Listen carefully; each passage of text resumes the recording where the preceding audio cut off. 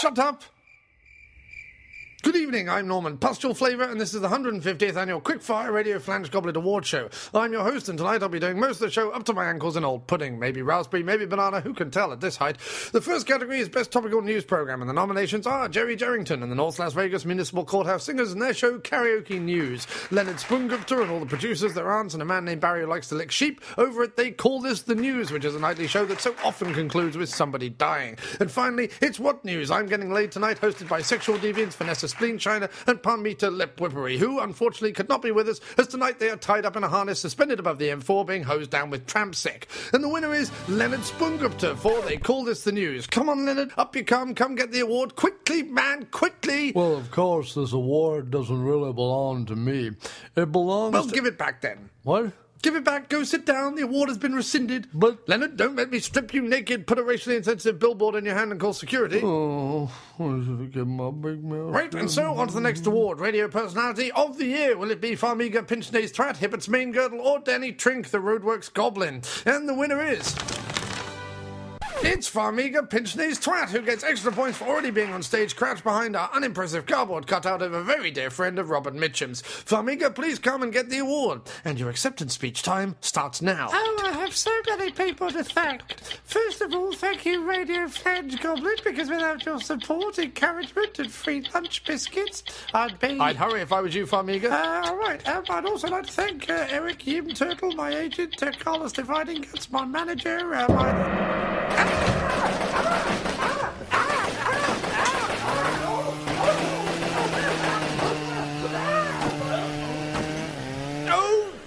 Bad luck, Farmiga. Better luck next year. Well, don't worry, listeners. Paramedics are standing by, and I can see one of them laughing and dipping a French fry into Farmiga's rather sizable head wound, so she's going to be fine in no time.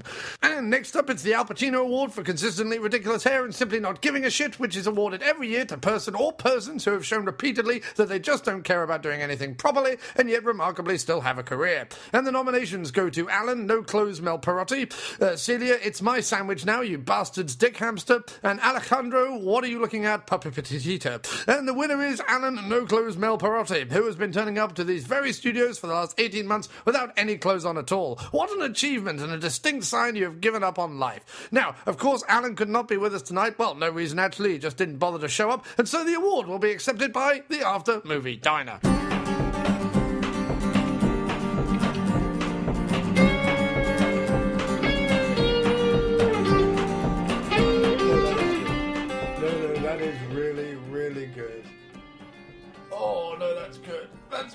No, get off. Hello, and welcome to yet another episode of the After Movie Diner. Absolutely wonderful to have you all here with us again. Well, you're not here right now. Obviously, you're listening to this on a podcast. Maybe you're halfway up a mountain. Maybe you're on the bus going to work. Who knows where you are? Maybe you're in a barely legal Latvian brothel getting tickled about the scrotum by someone named Henry. Who knows? Who cares? Anyway, you're listening to this. That is wonderful, and I cannot thank you enough. But, as always with these kind of things, this doesn't all just happen. It doesn't just all fall out of the sky, free of charge, and with nothing on your shoulders whatsoever. Oh, no, not indeed. In fact, what I'd like you all to do is do several things. First of all, go rate and review us over on iTunes, Stitcher, and TalkShoe. Wherever you find the ability to rate and review us online, please rate and review us. If you don't want to do that, just share it. If you're on Facebook or Twitter or something, just retweet it if you see it, or Facebook it, share it, whatever. Just do something like that if you can't bother to rate and review us, you lazy swine. Anyway, either that or rate and review us, that would be wonderful. Do both. That would be fantastic. Anyway, if you wish to support the diner even more, you can go over to www.patreon.com, that's patreon.com/aftermoviediner, and sponsor us weekly or whenever the show goes up, or per month, or whatever you want to do. It's absolutely fantastic. So go over to www.patreon.com/aftermoviediner to help the show, to keep the show afloat, and to show your appreciation. That would be absolutely fantastic. And last, I was listening back to some old shows recently and realized we haven't had an email or a voicemail in forever. So please write to us at aftermoviediner@gmail.com, or send us a voicemail either at 347-669-0053 or at www.speakpipe.com/aftermoviediner. That's 347-669-0053 or www.speakpipe.com/aftermoviediner. Or as always, write to us at aftermoviediner @gmail.com. That would be absolutely fantastic. Thank you, as always, for listening. It really is a treat that so many of you tune in each week, and we're going to continue to try and provide you the very best podcast we can. And now, on with the show. The most dreaded fear of every woman on Earth is even more horrifying in space. The inconceivable is about to be conceived. Inseminoid. Are you trying to tell me she's pregnant? The living miracle of creation is now the deadliest force for destruction.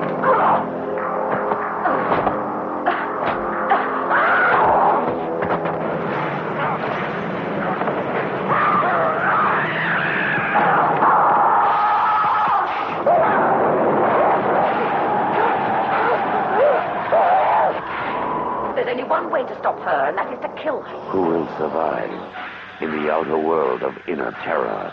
A galaxy where friends become your enemies, nightmares become your life, and life becomes your death. A new generation of adventure is here, and no power on Earth can stop it. You'll have to come out sometime. There's no other way. Now, a different kind of alien is about to be born, and the entire universe is its victim. Outer space is expecting the unexpected. Witness the birth of Inseminoid. It is not a blessed event. All right, hi. Here we are in Louis' Diner on 231st Street up in the Bronx. And we just watched the worst film. We just watched the film. Ever made. We're pretty sure. Well, look, first of all, we did an episode a couple of months back where we did a double bill of British horror films. I think it was in October. I think it was so it was Horror October, yes, and it was part of the DVD box set. Yeah, and this is the third film in that box set. So we're talking about the same. Producer Richard Gordon. That was him for the producer. He's the link, and it's in the same diner. So we thought, we're going to be, let's give this a spin. And what we saw, it was called Inseminoid. And we're pretty sure it's the film that brought down the British film industry. Yeah, it came out in 1982. Yeah, it's a pretty clear alien ripoff from the get-go. Hi guys, how are we doing? Hi, good, thank you. I think I'm going to get the. Need a couple more minutes? Do we need a couple of minutes? I think I know what I want. Well, I'm good. Can I get a cup of? Do you have avocado for the omelettes as well? Yep. Could I get a turkey, Swiss, and avocado omelette, please? Home fries, hash browns, French fries. Hash browns, please. White wheat or white toast? White, please. For you, sir. I'll get waffles. Waffle? Waffles with sausage. And a cup of. Have you got any chamomile tea? Chamomile And a tea. cup of chamomile tea. Thanks, guys. Thank you very Thanks so much. You're welcome. Cheers. So yeah, we're pretty sure this brought down the British film industry. It's okay. Look, I'm sitting here with the host of the After Movie Diner, who I happen to know for a fact has seen some of the worst films that have ever been made. Yeah. And while he was watching this movie, he was in pain. It was so. I was in pain. You were in pain. You were in mental anguish. I was in mental how anguish. bad it was. Yeah, because it made, for me, the moral sin of any bad movie is when where there is something that is so obvious that could be done To solve the problem. that through sheer stupidity of the characters and idiotically bad manipulative writing, Thank you very much. whatever that said thing is, in this case shoot the mad bitch in the face with the gun. With the guns Right. that we know That you we have. know you have. We know you have the gun. Right. Stop pretending that you don't. Right. We saw it. Yeah. Not only that, but later on, you don't have just one gun, you have two guns, and they're just lying around on the ground. They're literally lying on the floor. So, this is the cardinal sin for me is when a movie.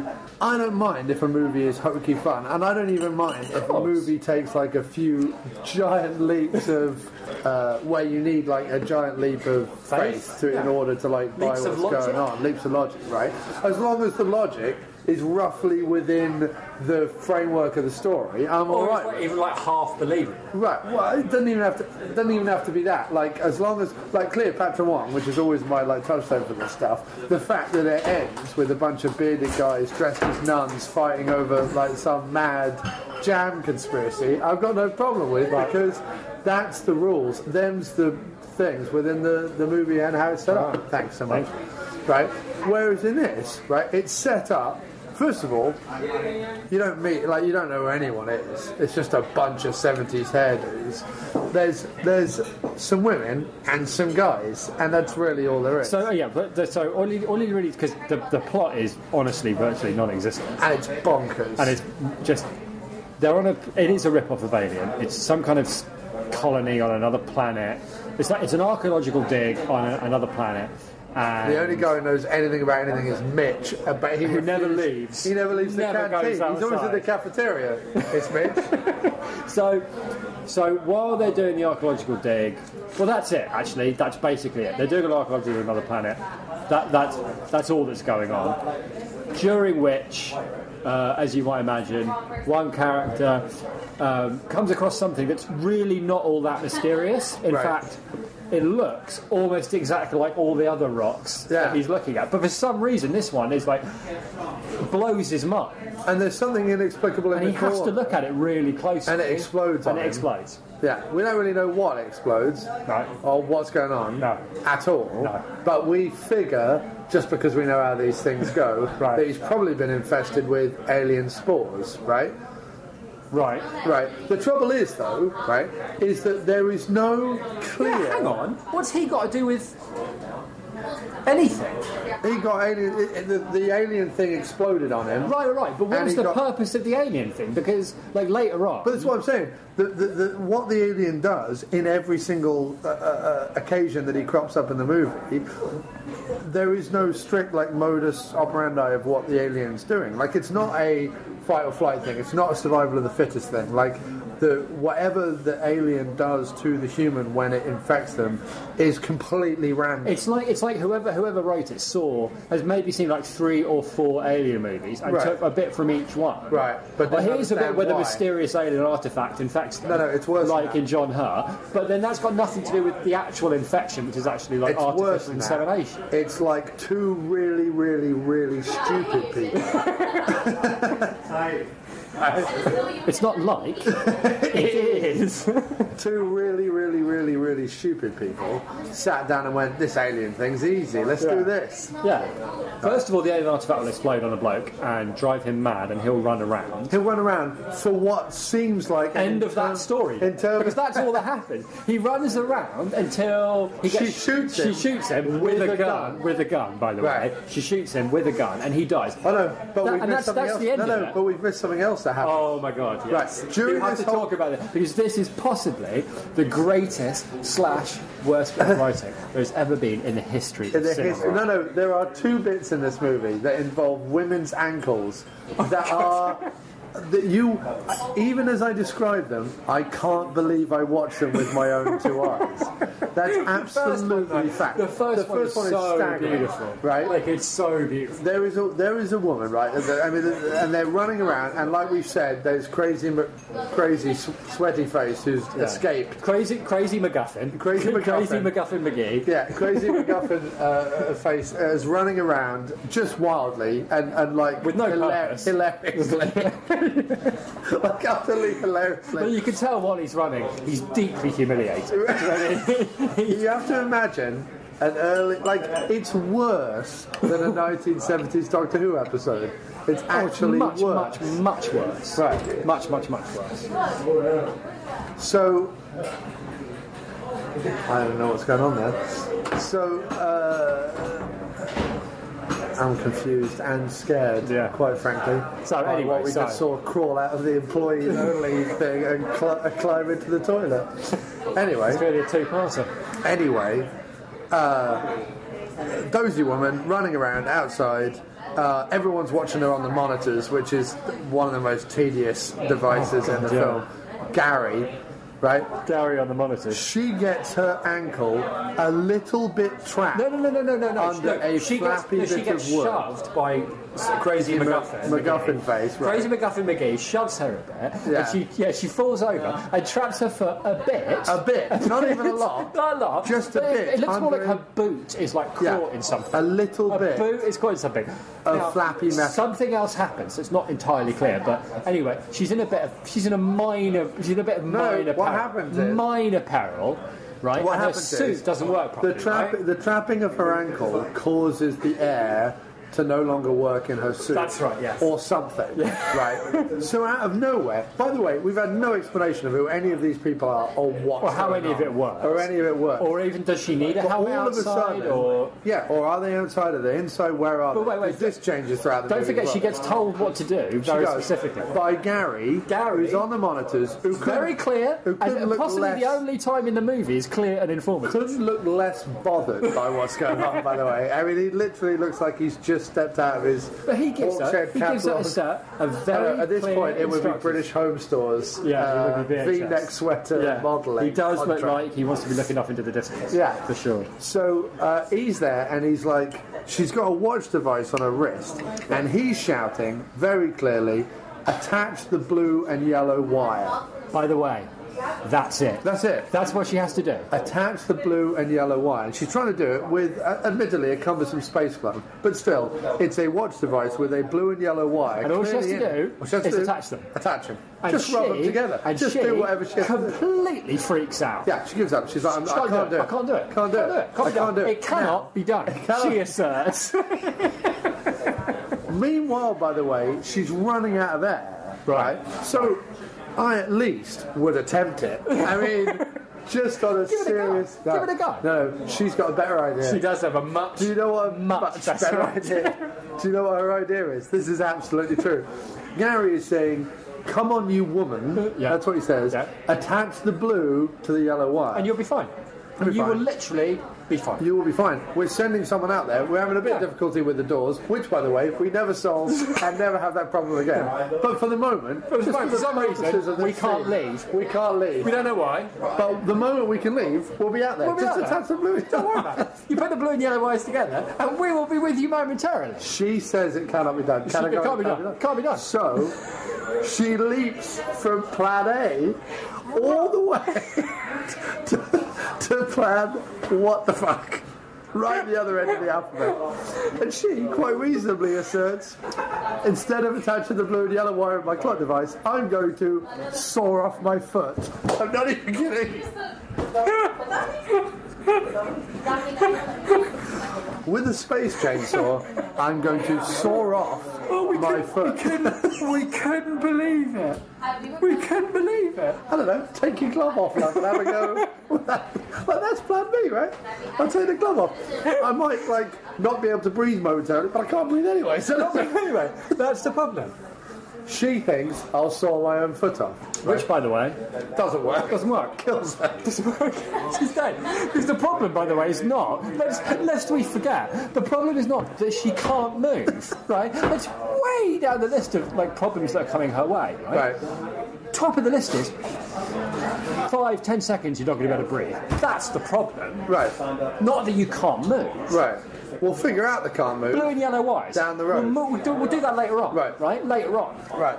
But this is a movie which is not content with that idiocy. Later on in the movie... It's nowhere near content. When again... It's nowhere near finished. In fact, with its it stared into the cold, dead eyes of that stupidity and went, can we have some more of that, please? Can I have some more, please? For the next 90 minutes. Oh, my God.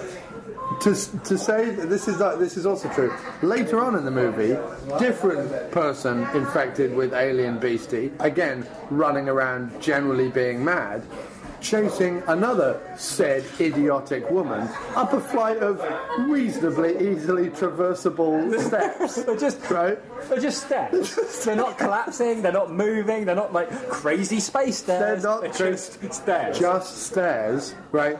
She trips up them a little bit. We've all been there. We've all tripped upstairs just a little bit. We've all felt a little bit silly. Right.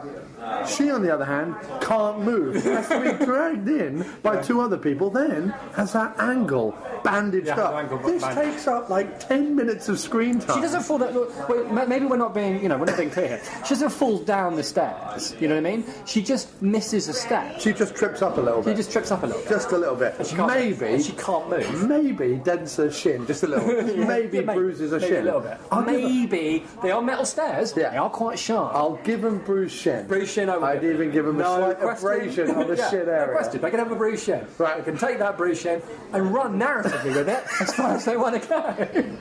But what the fuck is wrong with their ankle? They decide instead to have a long, cumbersome, as if they're like, alien woman beastie on the loose isn't peril enough. Let's make these stairs. Because it isn't, by the way. It really isn't peril enough. This alien beastie, like the first male alien beastie that we saw at the beginning of the thing, can easily be stopped by a bullet to the chest, which they could get out of any of the guns that are just lying around the space. Just going back a little bit, because we wouldn't want to lose you in this narrative labyrinth that we've constructed. Of ankle problems. After Captain should clearly never be allowed on any space mission. Oh, yeah, psychologically speaking, what are your problem-solving skills? Token American bird, that's what she was. She was token American captain. Token American lady, who is... And listen, I'm sure she's a lovely person. Right. I am. Right? Or maybe she's not. Maybe she's a cat. But I'm sure she's very nice. I think it was Jennifer Ashley. Jennifer Ashley is... I'm willing to go down on record here as saying that Jennifer Ashley is the worst actress in the history of acting.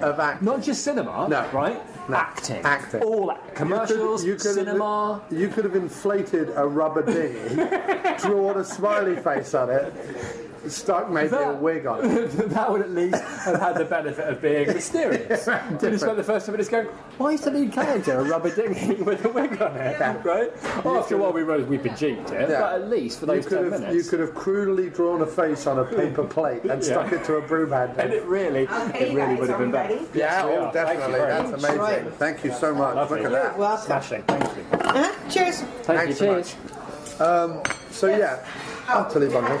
So the other bit of brilliant dialogue, which involved said what about the woman, was when the worst. Now we've encountered on the on the Stranded episode, where we talked about a Christian Slater movie. Oh, thank you. We have encountered our fair share of lousy space doctors. Yes. Like doctors who we no unwisely made the assertion at the time that he was probably the worst doctor in space. No, we may have met our match on this one. Yeah. Right. We may have spoken too soon. This is an actual line of dialogue. Comes through. She goes, "How's Sandy?" Right. First of all, this is a man who... His surgery consists of one chair. Right. It doesn't matter how sick you are, he will not put you in a bed. No. You are going to be sitting in that chair. Probably near on. And the best thing he can do, as far as I can figure it, is sedate you or hop you up on barely legal drugs. By the way, if you do witness a traumatic event involving one of your crew members being torn to pieces by an alien, he may park that dead, ripped up body right next to you when you wake up. Right. So when you wake up, it will be there. But he walks in. The captain is looking at photographs so intently, even though there's a woman in her care who is like utterly... Also, what are these photos? What could possibly be more important than the madness that's unfolding around? Right. But no, so she's in the medical bay, she doesn't care about it. She comes in and almost annoyed, she's like, what do you want? What do you want? To the doctor. What have you got? Information? I've got no time things for I need to know. I've got no time for your things.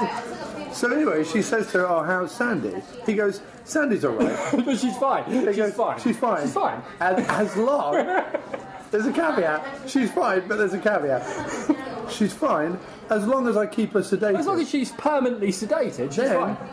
Then he goes on to say, oh, and you know that mark that the dude had on his face who was all infected by the alien and ran around the thing? And went mad. She's also got one of them. She's got that. Apart from that... and the constant sedation. Yeah, apart from, in my limited understanding of what's happening, apart from the fact that she's doomed... She's fine. She's fine. Don't worry. But his best line, don't worry by about a mile, it. Don't worry by about a mile, her best line is when they ask what's wrong with her, and she says, well, I believe she's literally been scared out of her senses. And Crossy goes, that's not a thing. That's not a thing. If you mean literally, she's in shock. She's in shock, That's which the is thing. the medical... Unless in the future, they stop saying she's in shock, and they start saying she's literally been scared out of her senses. which is not a phrase. No. Except I just made it up. No. And the other thing is, she hasn't. Because she wakes up, she goes, I'm a bit thirsty. Yeah, can I have some drink? Also, I feel a bit queasy. Yeah. Although one of my favourite bits, which is quite early on in the movie, and I think you missed, is when Crazy MacGuffin McGee is running around, he bumps into... He's being, like, chased by another bloke, and he bumps into, like, a shelf full of, like, storage supplies. And the storage supplies, like, fall on top of the guy's head. And he rolls around, like, holding his head. No, I saw that. But, like... I was laughing at it. Right, because what's happening is... there's no peril. Like, it's supposed to be peril, right? But all he's really doing is going, oh, that really hurts. Oh, that was nasty. Caused a slight dent on his orange Yeah, that sweatshirt. box fell. Did you see that? It fell right on my head. That really... I'm not kidding. That was really painful. And this is the level Also, of throughout the terror. entire movie, right, every plan they have Oh my god. to take down anyone infected by alien spore, whatever it is. Oh, we skipped past the fact, just very quick. Well, no, we'll talk about that in a second. Okay. But every single plan that they have is run at it. I'm going to go on spasmodically. I mean, just like you were flinging a wet cloth. Like you were 10 years old and you were in a school play about an alien attack. And on the first night, you were a bit nervous and had to run towards the alien. Yeah. This is how you would run. Like a school play about someone who had to wave some handkerchiefs. That's really what the level was. At one point, he came up to her with some cables and just went, like, it wasn't literally... I mean, a 10-year-old child could wield the cables with more authority. I would have to say the stunt work was uniformly the worst I've ever seen. Every punch obviously didn't hit. Every time they hit the woman or the alien or Crazy MacGuffin McGee with anything, they were obviously not hitting him. And so it got to the point where their plans were affected because they had to... Obviously the plan is, well, I've got this big heavy thing. I'm going to hit the alien over the head with a big heavy thing. But because we don't have the requisite stunt work, I'm going to have to miss. Even though it's 3 feet away and doesn't move, I'm still going to have to miss. Yeah. Oh, there was also the classic bit where Crazy MacGuffin McGee at the beginning hit him very wetly on the arm, and then his arm stopped him from moving at all for a moment. It was stunned. It was given a dead arm. Yeah. Not even a dead arm. A slight graze. Or not even that. A waft. The only way to describe the punches in this is a waft. I would seriously be investigating. How was everything, you guys? Oh, it's lovely. Very great. Thank you. I would seriously investigate the standards by which these people were allowed to leave the institution. Do you know what I mean? Like, they shouldn't be allowed into the real world. Halfway through the Their movie, problem-solving capabilities are awful. I mean, just... You could put a bunch of PE teachers on a moon base, and they would probably succeed more than these people. I couldn't agree and with as you we all know, and they probably come back with more have... archaeological evidence. Well, because they kill off Mitch, who's the only one who knows anything, in the first 5 minutes. Crossy Speckler, because only Mitch was the only one who could act. Right. And Crossy Speckler, the reason that he was hardly in it and got killed off is they couldn't afford his talent. That's the only explanation. It's the only explanation. Which is true. So, taking a cue from, like, Life Force and Alien and various other movies, there is a big moment which I thought was going to be like the saving grace of the movie and turned out to, just lead to more running about. There was a Doctor Who level of running in this movie. But actually, I have a new... There aren't words for crap that have been invented. I will say, I now have a new respect for the running that they do in Doctor Who, because I'd always previously been led to believe that running was a pretty easy thing to do. No. But according to this movie, No. it's a real challenge to run. They and make not Steven look like an Seagal idiot. look like Daley Thompson. They did. Right. In fact, if the review appeared on the front of the DVD, makes Steven Seagal look like Daley Thompson, I wouldn't be unhappy with that. No, I think that would be a fairly accurate description. Because it's totally irrelevant. It is. Totally and completely pointless, much like the movie. So, at a certain point, the woman who is credited on the front of the movie as and so as Sandy, right? Right. So we're expecting big things from Sandy. Things from her. And to be fair, she gives it the beans. She gives it the welly. Absolutely everything she's got. And I mean, in circumstances. And Judy Geeson as Sandy. When every other member of the cast had long since given up, by the looks of most of them, before filming even began, right? She was giving absolutely everything. Even though what she's required to do is give birth to aliens. Right. The scene where she gives birth to the aliens is proper I mean, sick. I've got to. I mean, first of all, it was really disturbing. Well, hang on a second. But her screaming was really, really awful. Yeah. In a good way. It was to the cheap seat beans. Like she was belting it out. everything. She gave it some welly like no one else. I haven't seen that kind of joyous overacting since Brian Blessed in Everything. I don't think she was. That's the thing.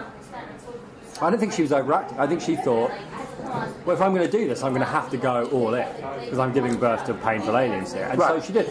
Like, first of all, I feel for this woman because I'm guessing she didn't realise that in every scene that she screamed, you could see every single filling in her teeth. Right. You She must think have been mortified. you think that when taken over by alien spawn, the fillings would probably turn into space fillings or something. Yeah. But she also is required to like be glittery and naked and swirly while being impregnated by what can only be described as a jukebox-sized, triangular-headed, mad rubber alien thing. Yeah. And creepy doctor face man with a Yeah, what the syringe. fuck was that about? Because that was never Explained. explained. No. He crops up in that. While she's anyway, one of the women, while running from Crazy MacGuffin McGee, gets cornered by the alien, knocked out, and impregnated by the alien in a particularly disgusting sequence. Right, when Mitch is killed. In a particularly horrifying sequence, gets impregnated by the alien. Right. The Doctor bloke is there. And me and Crossy, foolishly, are waiting for this to turn into some kind of, No. plot point. No. No, he just gets killed Later on. later on, yeah. Just like everyone else does. Yeah. So, crazy kind of weird, hallucinogenic, pretty cool actually. Yeah, Lady Gaga. Highlighted video. Sequence where she gets impregnated by the alien, which big rubbery triangular-headed thing with a long tube device that goes right up her bits, Right up. and then like pumps kind of like egg-shaped things into her, which is pretty grotesque. Yeah. In a sort of green slime. Yeah. Right. Then she wakes up. She's fine for a while. Then she goes a bit mental, and this is where it doesn't make any sense, because her modus operandi seems to be after that kill people and eat them. Yeah, that's what she's doing. She's killing them and she's eating. Even after she gives birth to the alien babies. Yeah. Right? Which doesn't make any sense, right? Also, she leaves the alien babies alone to run around the caves of this moon. See, this is the problem with the movie. Screaming at people and killing people, which allows, quite reasonably, these other two characters, for reasons known only to them, to pick up the mutant twin David Lynch-looking alien baby spawn, coddle them in like some sort of space blanket. Yeah. Take them back to a room, Yeah.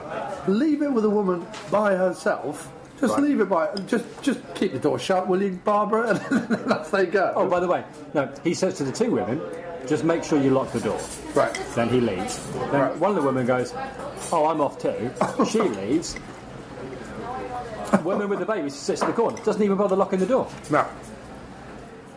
This is the level we're talking about here. So By the way, we just skipped over. And the reason we have is because it's endless running. it's endless running. Because what happens is, for the whole, middle 45 minutes of the movie, interminable. is impregnated woman running around, and this is what drove us partly, running around, killing and eating the crew. Now that sounds much cooler than it is, Right. Because there's only like 6 people left, right? So she only does it to about 2 of them, and more importantly, any single one of them could at any point shoot her in the head. Right. At any point. We have evidence in the movie Yes, we do. that shooting person when infected by alien beastie kills them dead. Yeah. We have that evidence. Yes, It's we do. in the movie. Yes. Right. They have guns because they crop up again later in the movie. Yes. At no point do they say, let's get guns. In fact, No. there's one scene where they're all in a control room, Yeah. which is really just a black soundstage in Cleethorpes or somewhere, like Walton on the Naze, with literally some cardboard painted with colours to represent a computers, computer. Right? Where they sit around and go, we've got to kill her. How are we going to kill her? We can't kill her. She's too strong. No. to be killed." Then she goes, no, "We can't kill her." because what they say is, we need to kill her. Let's use chainsaws. To which someone says, she's too strong Right. for chains. No evidence. For space she's too chainsaws. strong for chainsaws. For space chainsaws, yeah. Space chainsaws. Also, right, they then go, well, how about explosives, right? Yeah. Then Again, someone else says... these and people he- need to learn what a plan B is. Right. You don't jump from what should we do to, well, let's blow the place up. Right. And there's guns. There's Right. just guns. Then she goes, well, could you sedate her while I use a heat lance on her? And I'm like, listen, lady, guns. It's been established at the beginning of the movie. They'll crop up again later in the movie. Just use the gun. It's all about the less moving parts there are, the more likely it is to go right. You sedate her and I'll. Right there, too many moving parts. There doesn't need to be an and to this plan. No. You shoot her in the head, full stop. Full stop. Yeah. End of the movie. End of the plan. End of the plan. End of the movie. End of the movie. End of the movie, end of the plan. Done. Off we go. Done. Tell you what, we'll add something to that. Shoot her in the head and the chest, just to Yeah, be sure. yeah, why not? Why not? Why not be sure? Why not? Instead, Yeah. at one point, he puts a suede shoe on her stomach. That's about the most. Yeah, that's what he that does. he And then, by the way, runs away. yeah, every he time. runs away. Every Because time. she's in incredible amounts of pain. Obviously, what's going on? He's smart enough, this Right. lad, to know that stepping on the stomach causes her pain because of the pregnancy. Right. Right? At one point, Just keep doing it. at one point, Just keep doing it. at one point, he binds her with the extinguisher. Right. Oh, by the way, which doesn't go anywhere near her eyes. Doesn't go anywhere near her eyes. Because they couldn't afford something that you could fire into somebody's eyes but wouldn't Right. blind them. So, blinds her with the extinguisher. She's clearly stood there, hands over her eyes, screaming. Does he go up behind her and hit her with a lead pipe, shoot her with a gun, chainsaw her in half, anything like that? In fact, he runs I believe away. he drops the gun Yeah, and runs away. He does, drops everything, runs away. And they do that constantly. They're constantly They dropping have, the gun and at running one away. point, 3 of them have her cornered. They all drop their weapons and fuck off. At one- Oh, except one of them keeps hold of a hammer. Right. She's thinking, I can only, clearly, for some reasons known only to me, I can only carry one weapon like a during my computer run. game. Shall I keep the hammer or Or shall I the gun. keep the gun? Yeah, no. She chooses the Not hammer. only that, she drops the gun. But she uses and the hammer very alien- wisely later. Yeah, she drops the gun, right by the alien woman. That's right. So the alien woman is perfectly able to pick it up and shoot somebody. Even with the it. alien woman, who's obviously not thinking clearly, Right. right? Because she's in extraordinary pain, Uh-huh. she's been taken over by another organism, Right. all kinds of mad things are going on. Even she knows that's a gun. Pick I'll up the pick gun. it up. Uh-huh. I can kill people with it. Yeah. Even she knows. And she has super strength Right. and likes eating people's stomachs. My favourite bit with the hammer. Later on in the movie, one of our lead heroes, the hero by the way, is incapacitated by a slight nibble on the side of his That's right. knee. She bites his leg and he passes out. And not because, oh yeah, well the bite's infused with, but no. She nibbles on his leg a bit. Slight nibble. A slight, I mean really, a slight nibble and he passes out. These people are palpably unfit for space travel. You know what I mean? Not only that. How did they even get to the planet with that exploding? Not only that, but the movie ends, we breathe a sigh of relief because, surprise, surprise, alien baby chews on woman that was That's right. left in They come room. back. They come back to the room, and the alien babies have killed the woman, and we're supposed to be surprised. Right. Like, oh no! We were like, why would did have you thought pick up it? the alien baby? Yeah. Right? So Yeah, just leave them or burn them. then there At was best, knock them over there. then there was the bit where he planted explosives everywhere. Everywhere. Right? She comes at him. He just drops the detonator, runs away. Keeps running. Right? No. Another example of just drop the weapon and fuck drop off. the plan and run. She then goes around and really quickly picks up every single bomb, right? And for no reason at all. They're really small, they're really tiny bombs that he's hidden in and in a minute and a half flat. She's got picked them all up. She then puts all of them round a door. This badly painted door, blows them all up. Yeah. Why? I'll tell you why. Then she pushes the it's computer very over. important that she pushes the computer over. Yeah. There's nobody in this room. No. Right? Nothing happens because she pushes the computer up. They don't push the computer over and everyone go, oh no, we can't breathe because we've killed the oxygen or anything like that. That never happens. No, right. Just push the computer over. Why? I don't know. And not only that, but it was so funny, she pushed the prop over. They hadn't even bothered to put any wires inside the prop. It was just an empty box. It was obviously just an empty box. Just an empty box. And if that wasn't bad enough, if they hadn't tortured us enough, they then stick on. Oh yeah. Then there's this whole 10-minute epilogue. Like a 10-minute epilogue. Featuring the blandest man with a cowboy hat you've ever seen. People wander around, like the complex. Right. And it's supposed to be like, ooh. And it's like the beginning of a movie where you're supposed to go, oh, I wonder what happened here. But instead, they've stuck at the end of the movie where me and Crossy go and go, what are you doing? We know what happened. Right. We just watched it. I thought the movie had started. What are they going to find? We know what they're going to find. They're going to find aliens. I thought the movie had started all over again. Oh, yeah, we thought we might have been in hell. And we were going to be on a perpetual loop of terrible 80s British sci-fi movies. Not only that, but the epilogue had so many new characters I know. and new spaceships that you could have cut that right, and ploughed all the money that you'd spent on this hiring 3 more actors, all of which had speaking roles, right? Yep, good point. And their costumes and everything, because they had all new spacesuits and everything. Their spacesuits weren't the same way. They had a ship, spacesuits, everything, right? Yeah, the only real special effect in the whole movie with them. I mean, I know it was pretty cheap, but right. the whole flying over the moon, coming into land. Could have cut all that. Totally irrelevant. It could be like half the budget of the movie in that like 10 minutes. I mean, the whole movie was pointless, but you could have plowed that in. Spend that money on the suit and have the alien running around killing people. Right. Nobody wants to see a pregnant woman killing everybody. Not even that pregnant. Not even that pregnant. No, just flapping her arms about. Yeah, just running around, bumping into people, causing them, irreparable physical damage through the time-honoured alien medium of bumping. All of them looked like extras that would even be out of place in Coronation Street. I mean, they were all unbelievably awful. Except Stephanie Beacham, who was isn't she a fairly well-known actress?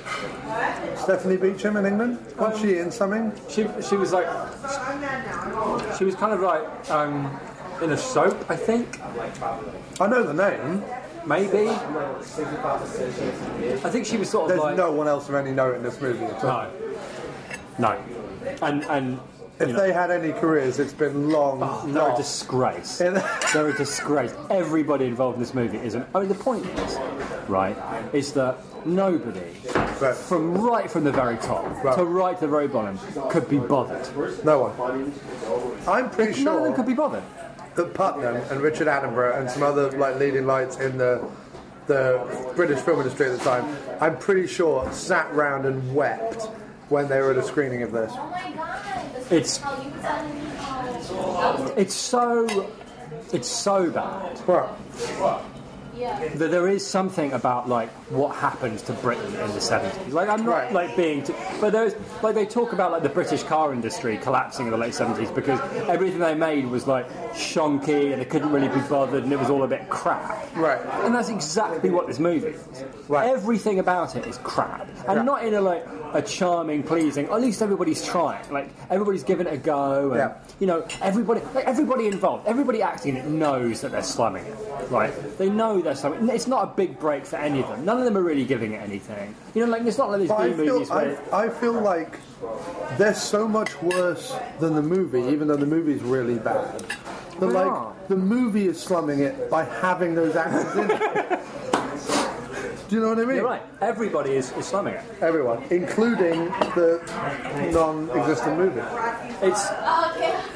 But there's no excuse for it. There's absolutely no excuse. Do you know what I mean? Again, not being too pretentious, but while I was watching, I did think, I wonder if this is indicative of that malaise that happened in England in the late 70s. Right. Everything just kind of fell to pieces. Nobody could really be bothered anymore. Also, it's absolutely staggering, because it's throughout B-movies, it's absolutely staggering that people looked at Alien and went, we can do that. Because I can't tell you how many, like, absolutely shonky Alien rip-offs. They should have watched Alien, right? Looked at the budget of £3.50 and some clothing deals with British home stores, and they should have gone, yeah, let's not do it. Let's not do it. Let's do a film about some people who sit around a bit. Yeah. Because that's probably This might explain costume dramas, I suppose. Right. They've already got the costumes. Yeah. They've been sitting around for 50 years, we'll just use them. Yeah, BBC. And they all, none of them, nobody's heart is in it at all. No. Nobody cares. No. Nobody cares enough to say, this is ridiculous. Yeah. I'm not doing that. That's ridiculous. Let's talk about it. Let's talk about a better idea. No one's had a conversation at all. Yeah, no one's talked to anybody. Two people in a room making this film, if they'd actually talked to each other, could have come up with a better idea. No question. They've gone, maybe she's a bit creepy if we make her face a bit sweaty. And green. And if she cries They made it green. They did make her face green. But they kept doing stuff, like even though they knew she'd been overtaken by an alien beastie, when they came across her, they started like stroking her hair and holding her hand and going, world's most useless nurse. Yeah. Right, whose entire training consists of treating people like frightened 6-year-olds. There, dear, come back. Come back, there. What are you talking about? She's been attacked by an alien. Yeah. The only thing, you've just discussed it in the room. Kill her. Don't tell me she's 2 months pregnant. Yes, she is. Let's not talk about that again. Yeah. Let's not speculate as to what that might mean. No, but you know what I mean? There's no scenes where, like, even in the worst B-movie, people go, okay, let's stop for this and let's talk about what's going on, right? What we think it means, right? And what our plan's going to be. There was the scene where Mrs. Jumps to Wild Conclusions came up with a reason what might the spores or the crystals. He's holding a handful of crystals, and he goes, "There's still something about these crystals that I don't understand." And she says, "Oh, maybe they're a food source for a creature we don't know." End of it. Yeah. Is that what you think when you pick up strange crystals? Right. Maybe it's the food source. And at no point she ever turns around and goes, you know what? Maybe this is that creature I was thinking about earlier. You know what? Never comes back up. No. It's all like It's almost as if it was a 60-page script written by 60 different people, 60 different idiots. Yeah. Because none of it connects, none of it makes any sense. I think it might be the planet where Blue Peter Presenter's going to die. You know what? It wouldn't surprise me if they said, and this is the purgatory for Blue Peter presenters who, didn't make the grade. Yeah, they didn't make the grade, or I don't know, they kicked a tortoise or something. Do you know what I mean? They were really pissed off on set one day. They kicked a tortoise, and they were banished to the far archaeological moon. Where they were, because that's what they were. That's what they were. They were. I mean, I don't know how You know what? No, I tell you about Blue Peter presenters were at least enthusiastic. Yeah. To call them idiots is an insult to idiots. Yeah, the spacefaring idiots go. At one point, I described out of the space dock without crashing. No, I don't even believe that. I don't believe they got into a ship and took it to another planet without exploding at some point along the way. Also, at no point did they think to get in their ship and fly away. Yes, why didn't they get in the ship? It was at this point that the MP3 recorder that I usually use in such circumstances stopped working. It was completely empty. I'd already emptied it, but it was saying that it was full. And I don't understand how that's possible. I've deleted everything that was on it, and it says it only has 50 seconds left in its memory. So I don't know what happened there, but we lost the end of our conversation. So James had this idea that we would call, using his phone, the voicemail of the After Movie Diner, so that we would end up the show as we walked to the bus stop where James was going to get the bus home. So what you're about to hear now is the result of that to kind of round out this show. But anyway, I hope you've enjoyed this episode for what it was. And we've got lots more great episodes coming up in March. So please keep listening, and thanks very much. All right, so here we are. We're outside, having left the diner. So we just wanted to wrap up and say that, well, on a personal note, I'm very glad I watched that film, because I think that really is the worst film I've ever seen. Yeah, I mean, it's not the worst film I've ever seen, but it's like high up there. And what it really does is it just contains that thing that drives me nuts personally, which is the inexplicably badly written, endless chase scene thing that really doesn't justify itself. Like, there's no suspending disbelief at this point. It's just worthless shite. And there was, like, I was watching it and I was thinking, well, you know, the lighting here is a bit interesting, and I was thinking, like, some of the cave scenes were nicely lit, and there was that bit with the impregnation sequence that was kind of a bit surreal and a bit disco music video, and I thought, oh yeah, that's pretty good. But, like, overall, it's not enough to recommend it for anyone whatsoever. Don't bother going near Inseminoid from 1982 at all. No, I would agree, and I'd have to say, even if we've made it sound interesting, that was accidental. Because our intention was to mock.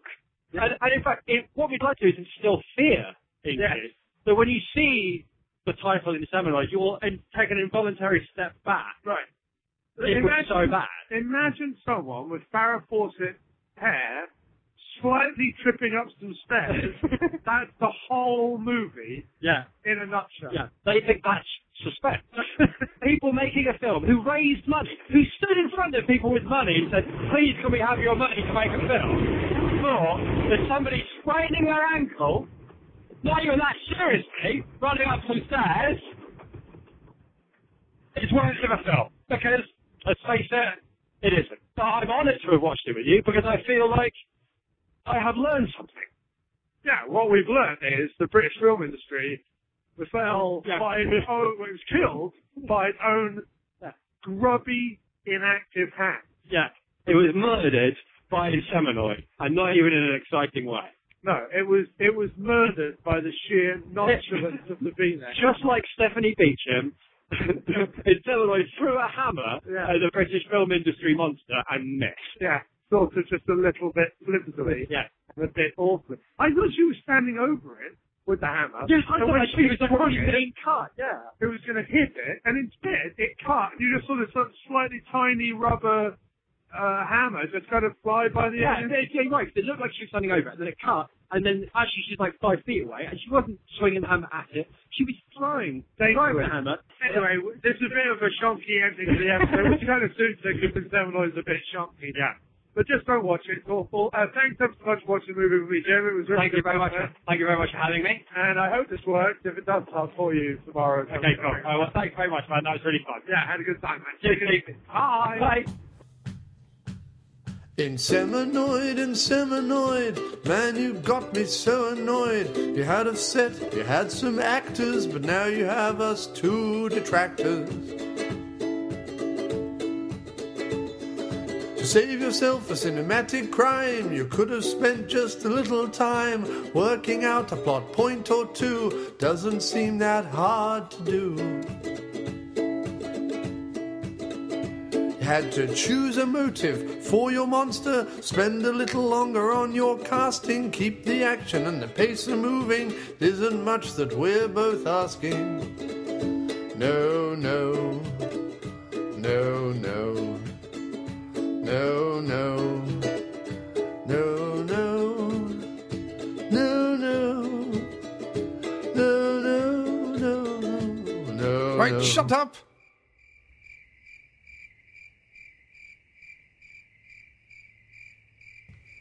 Oh, that really hurt.